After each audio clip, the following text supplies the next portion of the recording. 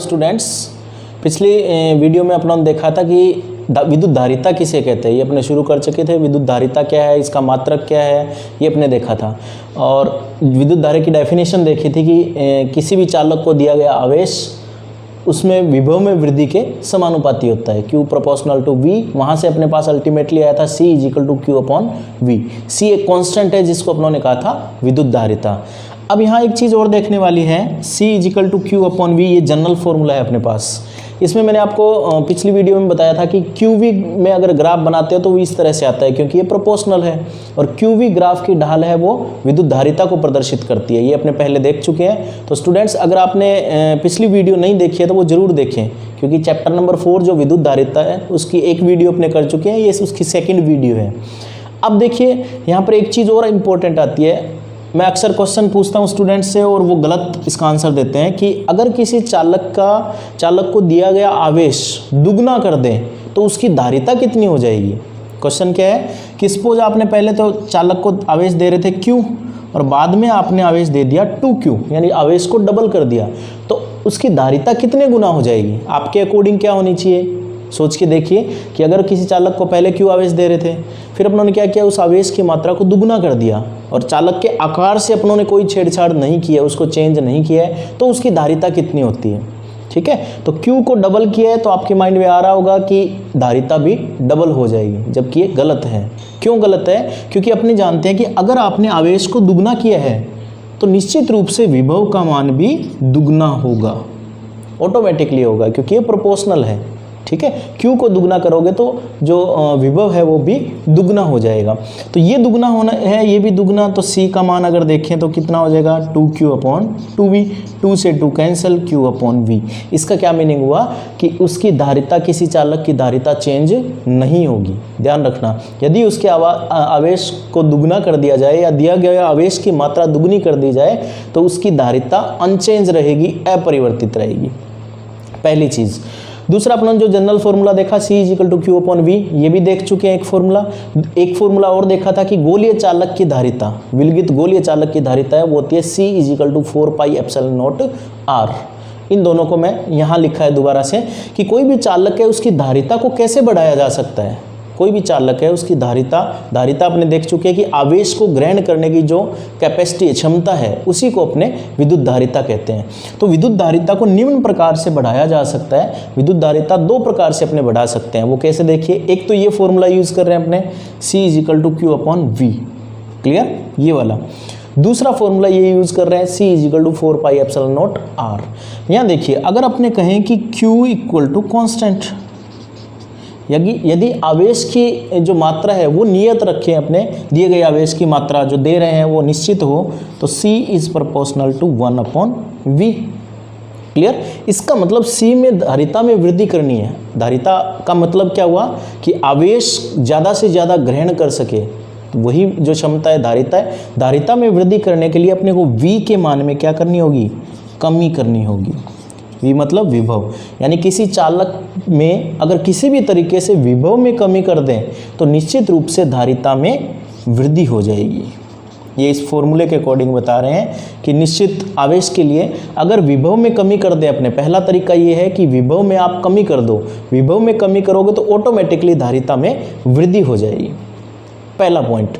दूसरा एक और आता है अपने पास, दूसरा तरीका, इस फॉर्मूले के अकॉर्डिंग अगर अपने लिखें तो C is proportional to R। R का मतलब यहाँ अगर गोलीय चालक लिया था उसकी त्रिज्या, तो इसका मीनिंग ये हुआ कि अगर आप R में वृद्धि कर दो तो C में निश्चित रूप से वृद्धि हो जाएगी।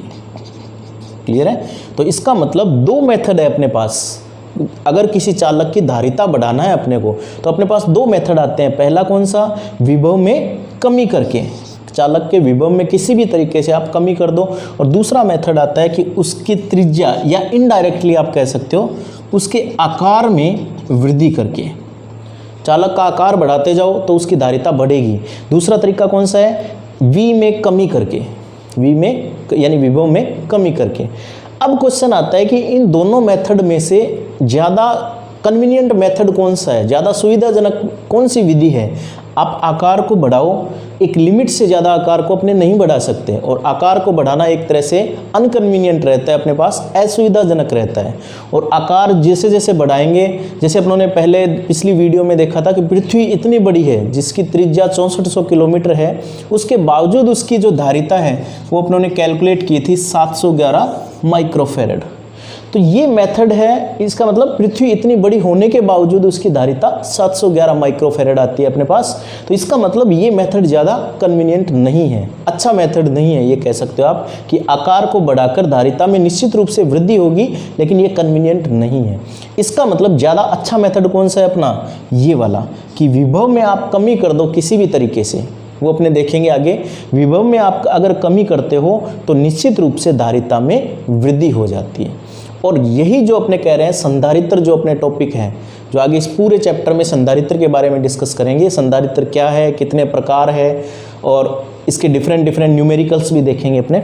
तो अपने पास आता है तरीका सबसे अच्छा कि आप किसी भी तरीके से चालक के विभव में कमी कर दो तो निश्चित रूप से धारिता में वृद्धि हो जाएगी।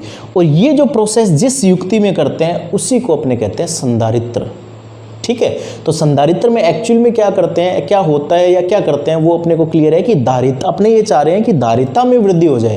धारिता का मतलब क्या हुआ कि कोई चालक है वो पहले कम आवेश ले रहा था, यानी मैक्सिमम उससे ज़्यादा आवेश डालोगे तो लीकेज होगा, उसमें उसका क्षरण होगा, लेकिन अपने चाह रहे हैं कि उससे ज़्यादा वो आवेश को ग्रहण कर ले, या दूसरे शब्दों में कह लो कि धारिता में वृद्धि हो जाए। तो उसके लिए अपने पास आता है संधारित्र। तो अब अपने देखते हैं संधारित्र। संधारित्र का मीनिंग आप, मैं उम्मीद करता हूँ समझ गए होंगे कि संधारित्र में करते क्या एक्चुअल में, विभव में कमी करके धारिता में वृद्धि करते हैं। ठीक है, तो ये संधारित्र में होगा। उसका क्या मैकेनिज्म है, क्या सिद्धांत है, वो अपने अभी देखते हैं। तो ये आता है अपने पास, धारिता को दो तरीके से बढ़ाया जा सकता है, आकार में वृद्धि करके और दूसरा विभव में कमी करके। अच्छा मेथड ये वाला है। तो ओवरऑल अपने ये कहें कि आगे जो अपने डिवाइस पढ़ रहे हैं कैपेसिटर या संधारित्र, उसमें यही करेंगे अपने। तो देखिए कैपेसिटर है क्या। कैपेसिटर आपने डेली रूटीन में ज़रूर देखा होगा, लेकिन आपको हो सकता है पता नहीं हो कि ये कैपेसिटर है।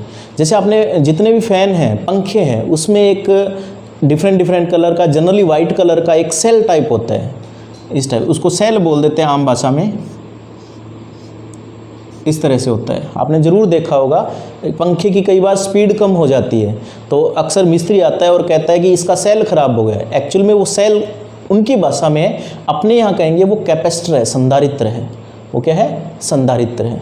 ठीक है, इसी प्रकार इसके मल्टी यूज। अगर पूछे कि इस कैपेसिटर का यूज क्या है, तो इसका एक बेसिक सा यूज है ऊर्जा का संग्रहण। ऊर्जा को स्टोर करता है, एनर्जी को स्टोर करता है वो। ठीक है ना, ऊर्जा को स्टोर करता है। जैसे मैं एग्जांपल दूं आपको, कैमरे का फ्लैश, कैमरे का जैसे ही आप बटन दबाते हो तो इतना शानदार फ्लैश आता है, एक साथ लाइट आप पे गिरती है और फोटो बहुत ज़्यादा अच्छी आती है। ठीक है, तो उस फ्लैश का कारण भी क्या है, उसका कारण भी संधारित्र है। कैपेसिटर जो है वो एनर्जी को स्टोर कर लेता है और फिर जब ज़रूरत होती है वो एनर्जी को रिलीज़ करता है। जैसे कैमरे की केस में अपने देखें तो जैसे ही बटन प्रेस करोगे तो वो एकदम से फ्लैश लाइट गिरती है, तो वो ड्यू टू कैपेसिटर। तो कैपेसिटर ये देखा आपने, टीवी, रेडियो, जितने भी इलेक्ट्रॉनिक कंपोनेंट्स है, डिवाइसेज है, उनमें ये संधारित्र यूज़ होता है, उसमें भी संधारित्र यूज़ होता है। तो इसके मल्टी यूज़ है, कई सारे यूजेस हैं। तो अब देखते हैं अपने संधारित्र है क्या। जैसे मैंने अभी बताया आपको कि संधारित्र में चालक के आकार में चेंज नहीं करते, ये ध्यान रखें, चालक के आकार में चेंज नहीं करना। और अभी अपनों ने देखा था कि विभव में तो कमी करते हैं जिससे चालक की धारिता बढ़ जाती है, और आकार में आपको चेंज नहीं करना, आकार में अपरिवर्तित रहेगा, ये कह सकते हो अपरिवर्तित। इसका मतलब क्या हुआ कि किसी भी चालक में आकार में परिवर्तन नहीं करना है अपने को, आकार में वृद्धि नहीं करनी है। बिना आकार में वृद्धि किए उसके विभव में कमी कर दें जिससे उसकी धारिता में वृद्धि हो जाए, तो ये जो डिवाइस है, ये जो युक्ति है, इसी को अपने कहते हैं संधारित्र। तो देखिए इसके डेफिनेशन में यही डेफिनेशन है एक्चुअल में इसकी, कि वह युक्ति जिसमें किसी चालक के आकार में वृद्धि किए बिना, इट मीन्स चालक का आकार में वृद्धि आपको नहीं करनी है। हालांकि वृद्धि करोगे तो उसकी धारिता में वृद्धि हो जाएगी, अभी अपनों ने देखा है, लेकिन ये मेथड यूज़ नहीं करना है अपने को। तो उसके चालक में आकार में वृद्धि किए बिना आवेश की स्थिर मात्रा पर, आवेश कांस्टेंट होना चाहिए, आवेश की स्थिर मात्रा पर उसके विभव में कमी करके, अब ये यहाँ देख रहे हैं अपने, विभव में कमी करके चालक की धारिता में वृद्धि होती है, इसी युक्ति को कहते हैं कैपेसिटर या संधारित्र। इन जनरल अगर अपने समझे कि संधारित्र है क्या, तो संधारित्र एक ऐसी युक्ति है जो ऊर्जा को स्टोर करती है, संग्रहित करती है, पहली चीज। दूसरी, चालक के आकार में वृद्धि किए बिना उसके विभव में कमी करती है, और विभव में कमी है तो ऑटोमेटिकली आप कह सकते हो कि धारिता में वृद्धि होगी। तो ये युक्ति है, इसको अपने कहते हैं संधारित्र। इसका सिंबल की बात करते हैं अपने, इसका चिन्ह कैसा है वो देख लेते हैं। संधारित्र का ये वाला चिन्ह है, ठीक है। इसमें ये चिन्ह जो अक्सर बनाते हैं अपने, ये तो होता है सेल का, प्लस माइनस शो करते हैं अपने। इसमें तो एक प्लेट पॉजिटिव नेगेटिव इस तरह से शो करते हैं, ये सेल का सिंबल है, जबकि ये प्लेट्स इस तरह से इक्वल साइज है, ठीक है, पैरेलल प्लेट कहते हैं इसको। तो ये जो सिंबल है ये संधारित्र का सिंबल है, कैपेसिटर का। सी कई जगह हो सकता है आपको इस तरह से ये सिंबल मिल जाए, इस तरह से। ये सेकंड प्लेट है नेगेटिव वाली, वो कर्व इस तरह से, ये पॉजिटिव प्लेट, ये नेगेटिव प्लेट। तो ये दोनों सिंबल कैपेसिटर के हैं, संधारित्र के दोनों सिंबल है। जनरली अपने ये यूज़ करते हैं, ठीक है। हायर क्लासेज में जब आप ग्रेजुएशन में जाओगे या हायर क्लासेज में कहीं जाओगे तो हो सकता है ये सिंबल भी आपको देखने को मिले। तो ये आता है अपने पास संधारित्र, अपने ये वाला यूज़ करेंगे। संधारित्र का सिंबल है ये पॉजिटिव प्लेट और नेगेटिव प्लेट। अब कुछ बातें और संधारित्र की अपने देखें कि संधारित्र की दो प्लेट होती है और उनमें से एक प्लेट को सेल के पॉजिटिव से जोड़ते हैं और एक को सेल के नेगेटिव से जोड़ते हैं, ठीक है। पॉजिटिव प्लेट है वो सेल इसमें इलेक्ट्रॉन को रिलीज करती है, इलेक्ट्रॉन को देती है, और नेगेटिव प्लेट है वो इलेक्ट्रॉन को ग्रहण करती है। तो जितना आवेश ये पॉजिटिव प्लेट, या यूँ कहो कि जितने इलेक्ट्रॉन ये रिलीज करेगी उतने ही इलेक्ट्रॉन ये ग्रहण करेगी। दूसरी चीज़ एक और देखते हैं इसमें, जैसे अपने कहें कि इस प्लेट पर, पहली प्लेट पर चार्ज है वो प्लस क्यू है, तो सेकंड प्लेट पर वो चार्ज होगा वो माइनस क्यू होगा। अब कोई अगर आपसे पूछे कि किसी भी संधारित्र पर ओवरऑल चार्ज कितना होता है, टोटल चार्ज संधारित्र पर कितना होगा, तो टोटल चार्ज आप क्यू नेट कह लो, किसी संधारित्र पर कुल आवेश 0 होता है। क्यों होता है? क्योंकि पहली पर जितना आवेश है उतना ही आवेश सेकंड प्लेट पर होता है, लेकिन नेगेटिव में। तो टोटल चार्ज कितना होता है? 0। लेकिन जब अपने बात करते हैं कि संधारित्र पर आवेश, तो वहाँ कुल आवेश की बात न करके अपने एक प्लेट पर कितना आवेश है वो कंसीडर करते हैं अपने। तो अपने कहते हैं कि अगर अब बात करूँ मैं कि इस संधारित्र पर आवेश, ध्यान रखना यहाँ अपने बात कर रहे हैं एक प्लेट के लिए, संधारित्र पर आवेश, उसको अपने लिखेंगे Q। इन जनरल ये लिखते हैं कि संधारित्र पर आवेश का मतलब यहाँ क्या है, वो है एक प्लेट पर उपस्थित आवेश, पहली चीज़। दूसरी, इसमें एक चीज़ और देख सकते हो, जैसे अपनों ने बताया कि संधारित्र पर आवेश कितना है, Q, ठीक है, और टोटल चार्ज संधारित्र पर कितना है, वो 0 है। दूसरा, संधारित्र के टाइप्स की अगर बात करें, प्रकार कौन कौन से होते हैं, तो इसमें तीन प्रकार आते हैं अपने पास। पहला आता है समांतर प्लेट संधारित्र, समांतर प्लेट संधारित्र, पैरेलल प्लेट कैपेसिटर, पीपीसी बोलते हैं इन शॉर्ट अपने, PPC, parallel plate capacitor. Second आता है इसमें बेलनाकार संधारित्र, यानी अलग अलग टाइप्स हैं इनके, बेलनाकार संधारित्र। थर्ड एक और होता है जिसको अपने गोलीय संधारित्र कहते हैं। तो 3 टाइप के संधारित्र अपने डिस्कस करते हैं, समांतर प्लेट संधारित्र, बेलनाकार संधारित्र और गोलीय संधारित्र। तो इन शॉर्ट अपने अगर बात करें तो संधारित्र है क्या, ऐसी युक्ति जो चालक के आकार में वृद्धि किए बिना उसके विभव में कमी करती है, जिससे उसकी धारिता बढ़ जाती है, पहली चीज़। दूसरी, इसका यूज़, इसका जो मेन यूज़ आप ये कह सकते हो, ये ऊर्जा को संग्रहित करती है, आवेश को संग्रहित नहीं करती, ऊर्जा को संग्रहित करती है, और ज़रूरत पड़ने पर उस ऊर्जा का यूज़ किया जा सकता है, जब भी आवश्यकता हो उसका यूज़ किया जा सकता है, ठीक है। इसको आप वैसे अपने कई बार देखा भी होगा कि जो मैंने बताया कि पंखे में जो सेल होता है, जिसको एक्चुअल में वो कैपेसिटर है, उसको जो कई बार निकालते हो और उसको दोनों तार को टच करते हो तो हल्की सी स्पार्किंग होती है, एक बार ही होती है। एक बार स्पार्किंग होने का मतलब उसमें ऑलरेडी आवेश संग्रहित था, ऊर्जा संग्रहित थी, और स्पार्क करते हो तो वो अल्टीमेटली न्यूट्रल होता है। ठीक है, तो ऊर्जा को रिलीज करता है। उसके बाद अगर टच करते हो तो उसमें कोई स्पार्किंग नहीं होती, तो इसका मतलब उसमें एनर्जी स्टोर होती है। तो ये आता है अपने पास संधारित्र क्या है, इसकी डेफिनेशन अपनों ने देखी कि संधारित्र है क्या, इसका सिंबल क्या है। फ्रेंड्स अब अपने देख रहे हैं प्रिंसिपल ऑफ कैपेसिटर, संधारित्र का सिद्धांत। बहुत ही सिंपल है ये संधारित्र का सिद्धांत कि ये कैसे वर्क करता है उसको देखें। उससे पहले कुछ जनरल चीज़ समझो ताकि ये आपके लिए बिल्कुल ईजी हो जाएगा। मैं एक जनरल एग्जांपल देता हूँ कि सपोज यहाँ पर एक प्लस क्यू चार्ज है, ठीक है, यहाँ प्लस क्यू चार्ज है, पॉइंट चार्ज, बिंदु आवेश है। उसके कारण आर दूरी पर या उसके आसपास विभव निकालें अपने, तो कैसे निकालते हैं अपने, V = KQ upon, suppose R distance पे निकालना है तो KQ अपॉन आर, ठीक है। अब देखिए इस प्लस आवेश के पास सपोज एक नेगेटिव चार्ज और आ जाता है कहीं आसपास, यहाँ मान लो एक नेगेटिव चार्ज आ गया -Q, क्लियर। तो इस Q, कैपिटल Q की बजाय कोई दूसरा चार्ज ले लो, सपोज स्मॉल q है -Q। इसके कारण विभव कितना होगा इसके आसपास, तो विभव अगर अपने V डैश कहें तो वो KQ अपॉन, इससे R डिस्टेंस पे निकालना है अपने को, R with negative sign.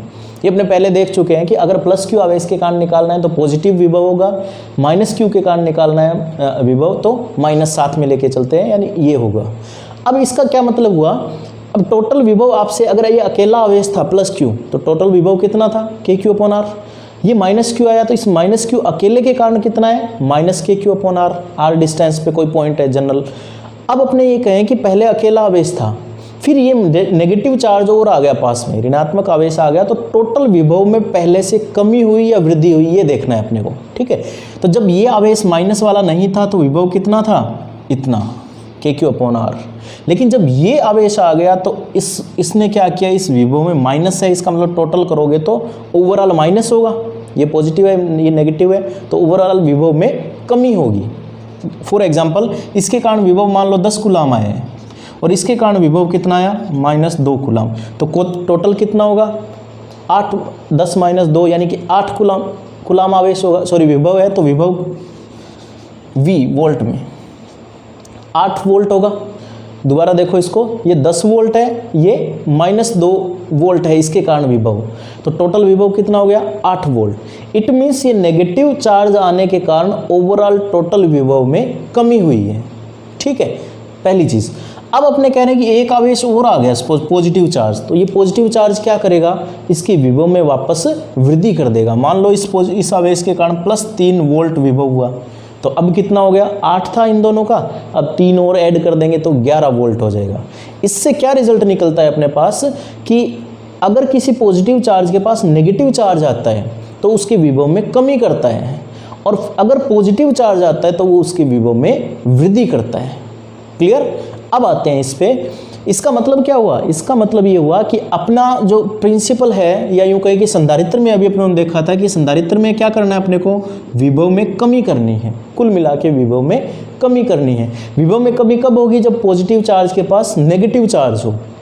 Positive charge दूसरा नहीं होना चाहिए, वो क्या करता है, वो वापस विभव में वृद्धि कर देता है। अपने को विभव में कमी करनी है, विभव में कमी करेंगे तो ऑटोमेटिकली धारा में वृद्धि हो जाएगी, ये अपनों ने अभी देखा था, ठीक है।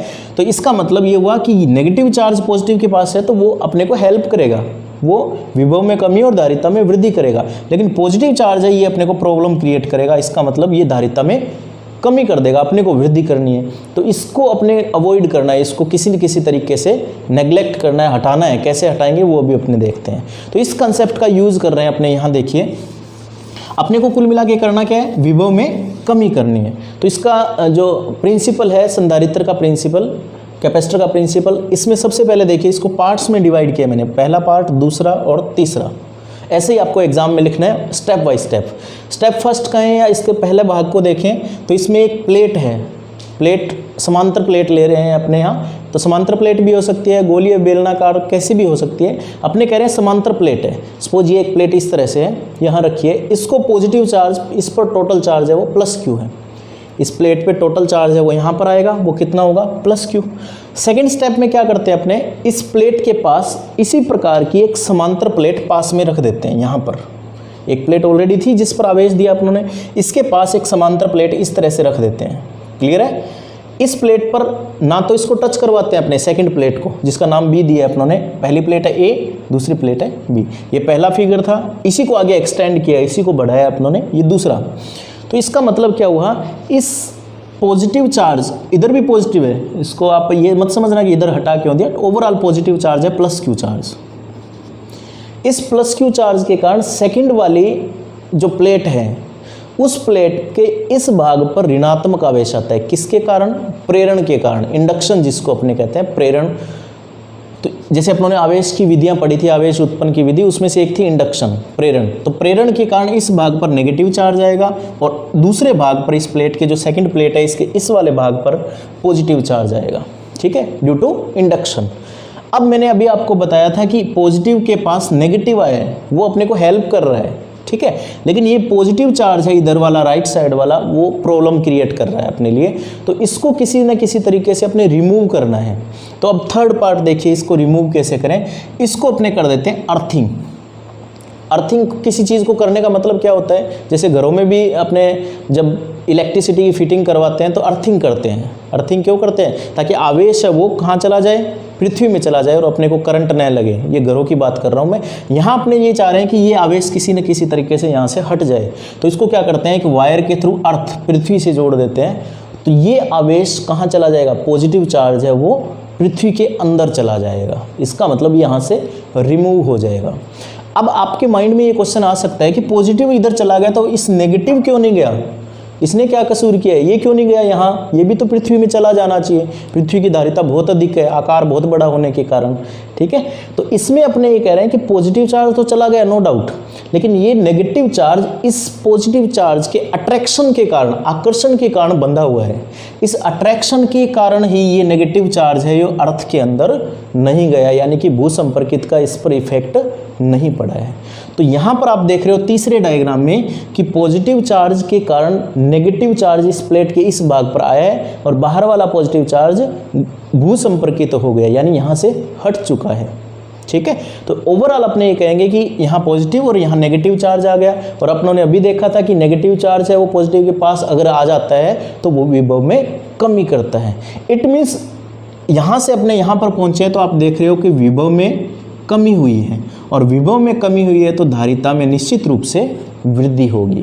तो ये बेसिक सा प्रिंसिपल है कैपेसिटर का, संधारित्र का सिद्धांत। 3 स्टेप में, पहला, दूसरा और तीसरा, जिसमें अपनों ने ये बताया कि एक चालक प्लेट है, उसके पास आइडेंटिकल एक प्लेट और है। आइडेंटिकल का मतलब सेम वैसी ही, उतना ही क्षेत्रफल हो, सब कुछ सेम हो। इसका पृष्ठाशय इस घनत्व प्लस क्यू कह सकते हैं, टोटल चार्ज प्लस क्यू और इस पर माइनस क्यू, ये चार्ज होगा इस भाग पर, ठीक है ना, इस भाग पर। तो ये आता है अपने पास प्रिंसिपल ऑफ कैपेसिटर, संधारित्र का सिद्धांत। तो इसको कंक्लूड करें तो यहाँ देख सकते हो आपको, किसी आवेशित चालक के निकट, ये आवेशित चालक था, चालक या चालक प्लेट कह लो, उसके निकट अन्य भूसंपर्कित चालक लाने पर चालक की धारिता में बहुत अधिक वृद्धि हो जाती है। इसमें एक लाइन और ऐड करना चाहो कि दूसरी भूसंपर्कित प्लेट लाने पर इसके विभव में कमी होगी। विभव में कमी होने से धारिता में बहुत अधिक वृद्धि हो जाती है। इसे कहते हैं अपने संधारित्र का सिद्धांत। अब अपने देखते हैं समांतर प्लेट संधारित्र, पैरेलल प्लेट कैपेसिटर। इसमें देखो जैसे नाम से स्पष्ट है कि समांतर प्लेटें होती है इसमें, ठीक है। जैसे अपने कहें कि एक प्लेट इस तरह से और दूसरी प्लेट इसके साथ ही ऐसे रखी होगी, पैरेलल प्लेट होगी और बहुत कम दूरी होती है उनके बीच में, और आइडेंटिकल प्लेट होनी चाहिए, एक जैसी प्लेट होनी चाहिए। इट मीन्स कह सकते हैं कि ज्यामिति समान होनी चाहिए, क्षेत्रफल समान होना चाहिए और उनके बीच की दूरी बहुत कम होनी चाहिए। तो ये जो व्यवस्था बनती है इसको अपने कहते हैं समांतर प्लेट संधारित्र। इसकी डेफिनेशन देखें तो समान ज्यामिति एवं समान क्षेत्रफल की 2 प्लेटें, ज्यामिति सेम होनी चाहिए, समान क्षेत्रफल होना चाहिए, 2 धातु की प्लेटें परस्पर अल्प दूरी पर एक दूसरे के समांतर स्थित हो, बहुत कम दूरी पर और समांतर हो, तो यह व्यवस्था पीपीसी यानी कि पैरेलल प्लेट कैपेसिटर समांतर प्लेट संधारित्र कहलाती है। यहाँ देखिए डायग्राम अपना दिखाया, ये दिखाओ, बात एक ये सिमिलर है। इसमें पहली प्लेट है जिस पर प्लस क्यू चार्ज है, दूसरी पे माइनस क्यू चार्ज है, और सेकंड प्लेट को भूसंपर्कित किया गया है। यहाँ अपने शो नहीं कर रहे, अभी प्रिंसिपल में अपना देखा था कि उसको भूसंपर्कित किया जाता है। इट मीन्स ये अंडरस्टूड है कि इसको भूसंपर्कित किया गया है, ये मान के चलना है आपको, ठीक है। तो ये पहली प्लेट, दूसरी प्लेट पैरेलल है, समांतर है। एक्चुअल में ये ऐसी है, इसको अपना ने इस रूप में दिखाया, या ऐसे दिखा सकते हो आपकी पहली प्लेट ये है, दूसरी प्लेट ये है, क्लियर। अब थोड़ा सा डायग्राम के बारे में, इस डायग्राम के बारे में देखें कि इस पर टोटल चार्ज है वो प्लस क्यू, आप कह सकते हो इस पर जो पृष्ठीय आवेश घनत्व है सरफेस चार्ज डेंसिटी वो प्लस सिग्मा और इस पर माइनस सिग्मा है, पहली चीज़। दूसरा, इस प्लेट का नाम सपोज P1 है, सेकंड वन का अपना नाम दिया P2 और इनके बीच की डिस्टेंस है D है। अब यहाँ देखिए विद्युत क्षेत्र की डायरेक्शन कहाँ की ओर होगी, प्लस से माइनस की ओर होती है, तो इसके अंदर विद्युत क्षेत्र प्लस से माइनस की ओर, ये अपनों ने विद्युत बल रेखाएं दिखाई है, ये वाली, ये विद्युत बल रेखाएं दिखाई है और इसके अंदर समरूप विद्युत क्षेत्र उत्पन्न होता है। यहाँ देख सकते हो आप कि ये समरूप विद्युत क्षेत्र है यहाँ से यहाँ तक, क्लियर है। लेकिन एक चीज़ यहाँ पर आती है, एक प्रभाव आता है जिसको कहा जाता है उपांत प्रभाव। उपांत प्रभाव, fringe effect, fringe effect of capacitor. संधारित्र का उपांत प्रभाव क्या होता है कि संधारित्र की जो प्लेटें हैं उसके किनारों पर, यहाँ बीच में देख रहे हो आपकी जो विद्युत बल रेखा है वो समांतर है एक दूसरे के, या समरूप विद्युत क्षेत्र है, इनडायरेक्टली ये कह सकते हो आप। लेकिन इसके किनारों पर आप कह सकते हो कि इस पॉइंट पे, यहाँ पर और इस पॉइंट पे, इसको थोड़ा सा मैं एक्सप्लेन करूँ तो यहाँ देखो सिग्मा होता है वो होता है Q/A। इसका क्या मतलब हुआ, जहाँ क्षेत्रफल कम होगा वहाँ पर सिग्मा का मान ज़्यादा होगा। तो जब प्लेट के किनारे हैं, शार्प किनारे हैं, तीखे किनारे हैं, वहाँ क्षेत्रफल कम होने से सिग्मा का मान ज़्यादा हो जाता है। तो आप कह सकते हो कि पृष्ठीय आवेश घनत्व वहाँ अंदर की बजाय ज़्यादा हो जाता है। तो जिससे विद्युत बल रेखाएं वो एक दूसरे से प्रतिकर्षण के कारण, जो विद्युत बल रेखाएं प्रोड्यूस होगी प्रतिकर्षण के कारण, ये विद्युत बल रेखाएं यहाँ पर कर्व के रूप में हो जाती है, वक्र के रूप में हो जाती है। इसी को अपने कहते हैं उपांत प्रभाव। इसी को क्या कहेंगे, उपांत प्रभाव। तो उपांत प्रभाव को डिफाइन करें अपने, उपांत प्रभाव की अगर डेफिनेशन अगर अपने देखें कि क्या होता है ये इफेक्ट, इसको अच्छे से लर्न करना है आपको। तो इसमें कहते हैं कि अपने जैसे बताया कि प्लेटों की किनारों पर अगर बात करें तो किनारों पर सिग्मा का मान ज़्यादा होने के कारण जो विद्युत बल रेखा है वो प्रतिकर्षण की वजह से वक्राकार हो जाती है।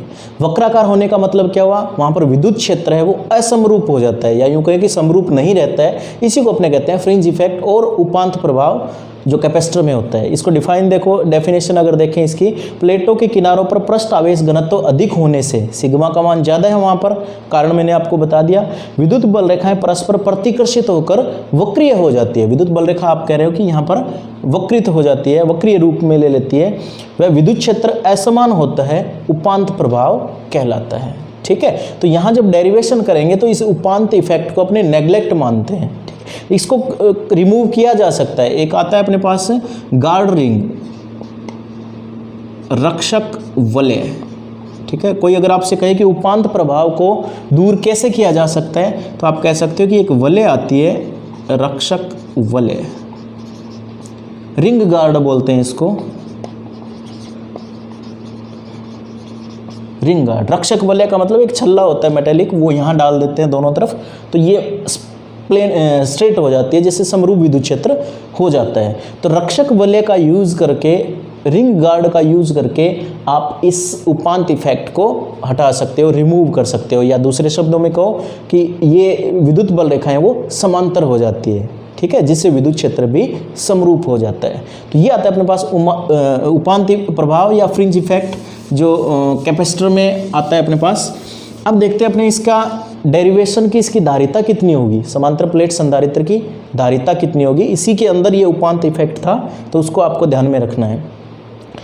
समांतर प्लेट संधारित्र के लिए स्टूडेंट्स मैं आपको एक छोटी सी ट्रिक बताता हूँ कि इससे आपका बहुत ईजी हो जाएगा डेरिवेशन करना, कभी भूलोगे नहीं आप। सबसे पहले आपको E निकालना है, E मतलब इलेक्ट्रिक फील्ड यानी विद्युत क्षेत्र की तीव्रता, E निकालना है आपको, उसके बाद V निकालना है और उसके बाद C निकालना है।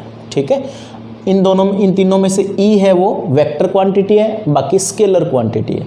तो इसका क्या मीनिंग है, सबसे पहले आप विद्युत क्षेत्र निकालोगे, फिर विद्युत विभव निकालोगे और फिर विद्युत धारिता निकालोगे। बहुत ईजी, सारे स्टेप बहुत ईजी है। यहाँ देखो, पहली प्लेट है, अपने ये जानते हैं कि एक मेटेलिक प्लेट है, धातु की प्लेट है, उसके पास विद्युत क्षेत्र का मान σ/2ε0 होता है। ये अपने पहले डिराइव कर चुके हैं। इसका मतलब आप ये कह सकते हो कि इस यहाँ किसी एक बिंदु की बात कर लेते हैं। सपोज ये एक बिंदु है, इस बिंदु पर, ठीक है, इसको नाम दे देते हैं अपने, सपोज x नाम दे देता हूँ मैं इसको। एक्स बिंदु पर अगर आप ध्यान से देखो, एक्स बिंदु पर प्लेट P1 के कारण कितना होगा विद्युत क्षेत्र, P1 के कारण विद्युत क्षेत्र, सपोज वो अपनों ने अज्यूम कर लिया E1 है, तो वो कितना होगा सिग्मा अपॉन 2 एप्सिलॉन नॉट। पहली प्लेट है उसके कारण यहाँ एक बिंदु है, उस पर इस तरफ होगा कितना होगा सिग्मा अपॉन 2 एप्सिलॉन नॉट, और इसकी डायरेक्शन P1 से P2 की ओर। क्लियर है, इस विद्युत क्षेत्र की दिशा प्लस से माइनस की ओर है, प्लस से अवे है, दूर की ओर है, बाहर की ओर है, तो ये दिशा होगी P1 प्लेट से P2 प्लेट की ओर। ये तो बताया उन्होंने एक्स बिंदु पर प्लेट P1 के कारण विद्युत क्षेत्र। अब आता है अपने पास एक्स बिंदु पर प्लेट, एक्स बिंदु के कारण प्लेट P2 के कारण विद्युत क्षेत्र कितना होगा वो देखते हैं। E2 is equal to sigma upon 2 epsilon naught. इसको इस रूप में समझे कि ये सेकंड प्लेट है, इसके कारण इसके लेफ्ट साइड में एक पॉइंट है, उसके कारण विद्युत क्षेत्र का परिमाण तो यही होगा, लेकिन दिशा कौन सी होगी, वो होगी माइनस की तरफ होती है। सेकंड प्लेट माइनस है, विद्युत क्षेत्र इसके कारण कहाँ होगा अंदर की तरफ। तो इसका मतलब पहली प्लेट के कारण विद्युत क्षेत्र है E1 वो भी यही दिशा में है, और सेकेंड प्लेट के कारण विद्युत क्षेत्र जो इस बिंदु पर एक्स की बात कर रहे हैं अपने इस बिंदु पर, वो भी इसी दिशा में है। ठीक है, तो आप कह सकते हो इक्वेशन नंबर 2, और इसकी डायरेक्शन भी P1 से P2 की ओर। दोनों विद्युत क्षेत्र की दिशा समान होने के कारण परिणामी विद्युत क्षेत्र कितना होगा, दोनों को ऐड कर देंगे अपने। इसलिए प्लेट के बीच कोई बिंदु है, x जिसको माना है, P ले सकते हो आप, कोई भी ले सकते हो, प्लेट दोनों प्लेटों के मध्य कोई बिंदु है, उस पर टोटल विद्युत क्षेत्र कितना होगा, E is equal to sigma upon 2 epsilon naught, ये पहली प्लेट के कारण, plus sigma upon 2 epsilon naught, और इसको अगर ऐड करते हैं अपने 1/2 1/2 1 हो जाता है, तो sigma upon epsilon not. Equation number 3। तो ये पहला काम, पहला स्टेप पूरा हुआ अपना E निकालना। बहुत इजी है, पहले ही प्लेट के कारण यहाँ विद्युत क्षेत्र सिग्मा अपॉन 2 एप्सिलॉन नॉट, और डायरेक्शन ये वाली, और इसके कारण लेफ्ट साइड में जो पॉइंट है उस पर विद्युत क्षेत्र की परिमाण तो वही होगा सिग्मा अपॉन 2 एप्सिलॉन नॉट, और डायरेक्शन भी वही होगी, परिणामी दोनों को ऐड कर देंगे, तो E इज इक्वल टू आ गया अपने पास सिग्मा अपॉन एप्सिलॉन नॉट। पहला स्टेप अपनों ने कंप्लीट किया है। अब चलते हैं V की ओर। E और V में रिलेशन अगर देखें, दोनों प्लेटों के बीच डिस्टेंस कितनी है D, तो ये रिलेशन आता है अपने पास, चूंकि E is equal to V upon D। यहाँ V दोनों प्लेट्स के बीच पोटेंशियल डिफरेंस यानी कि विद्युत विभवांतर है। यहाँ पर विभवांतर कितना है V, D है यहाँ पर दोनों प्लेट्स के बीच डिस्टेंस, और E है विद्युत क्षेत्र। यहाँ से जैसे मैंने बताया अपने को V निकालना है, तो V निकालेंगे यानी विभवांतर, तो V इज इक्वल टू हो जाएगा E इंटू D। ये बहुत इंपॉर्टेंट फॉर्मूला है, आगे अपने काफ़ी जगह इसका यूज़ करेंगे। V is equal to E into D. याद करो विद्युत क्षेत्र का एक मात्रक अपनों ने वोल्ट प्रति मीटर भी बताया था, वो भी यहाँ से बता सकते हो। V का मात्रक वोल्ट होता है और D डिस्टेंस है तो मीटर, वोल्ट प्रति मीटर। खैर इस पे आते हैं, V is equal to E into D. यहाँ से E की वैल्यू अपने इक्वेशन नंबर 3 से पुट कर देते हैं। V is equal to E अपने पास है sigma upon epsilon naught into D. ये सेकंड स्टेप कंप्लीट होता है अपने पास, V आ गया अपने। अब थर्ड आता है अपने पास C। यहाँ एक चीज़ और देख सकते हो आप, सिग्मा की वैल्यू क्या है, सिग्मा होता है total charge upon area, Q upon A।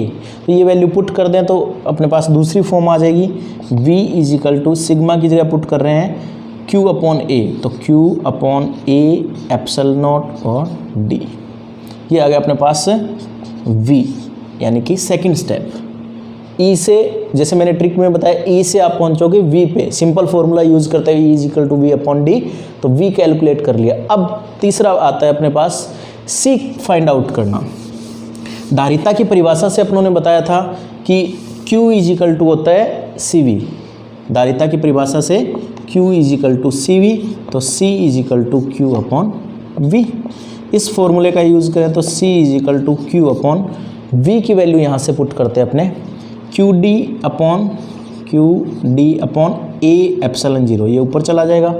अब यहाँ देखो आप Q से Q कैंसिल आउट, तो C का फॉर्मूला अल्टीमेट अपने पास क्या आ जाएगा, C is equal to epsilon naught A upon D। Students एक चीज़ ध्यान रखें, ये सारा का सारा अपने कर रहे हैं, यानी प्लेट्स के बीच कोई माध्यम नहीं है। प्लेटों के बीच है क्या, निर्वात है या हवा है, ये कह सकते हो, कोई मीडियम नहीं है। उस केस में अपने कर रहे हैं तो धारिता आ गई C = ε0A/d। बहुत इंपॉर्टेंट फॉर्मूला आता है कि समांतर प्लेट संधारित्र की प्लेट्स के बीच कोई मीडियम नहीं है, यानी कि निर्वात है, तो उसकी धारिता का फॉर्मूला C = ε0A/d। ठीक है।